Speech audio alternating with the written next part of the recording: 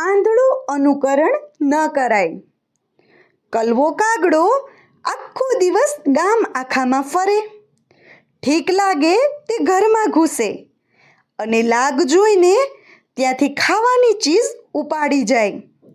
પછી નદીને કિનારે જઈ ઝાડ પર બેસીને નિરાંતે ખાય। તે દરરોજ બગલાને માછલા પકડતા જુએ। ઘણી વખત બગલો કાગડાને નાની નાની માછલીઓ ખાવા માટે આપે પણ ખરો। થોડા દિવસોમાં કાગડો અને બગલો ભાઈબંધ થઈ ગયા। બગલો દરરોજ ઊંચે ઉડે, પાણીમાં જુએ, માછલું દેખાય કે સર કરતો નીચે આવે અને પોતાની લાંબી ચાંચ પાણીમાં નાખી માછલું પકડી પાડે। બગલાને મોટી પાંખ, લાંબી ચાંચ અને તાકાત ઘણી, એટલે સહેલાઈથી તે આ કામ કરે।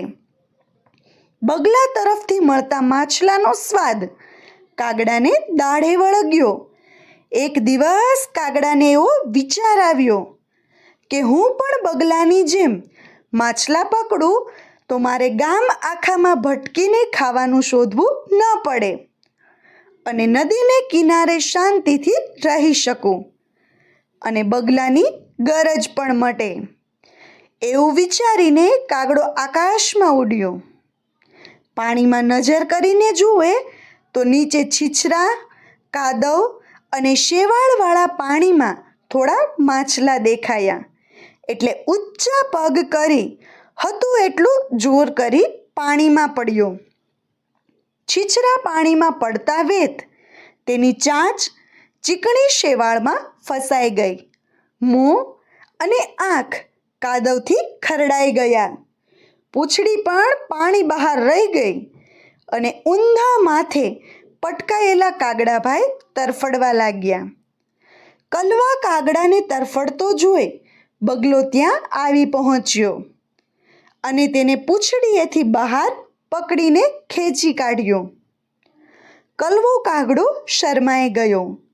બગલો જતા જતા એને કહેતો ગયો કે કરતા હો સો કીજીએ ઓર ન કીજીએ કાંગુ, માથું રહે શેવાળમાં ને ઊંચા રહે બે પગ।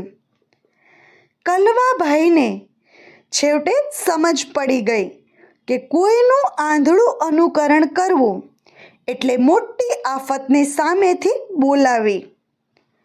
મિત્રો, તમને અમારો વિડીયો કેવો લાગ્યો?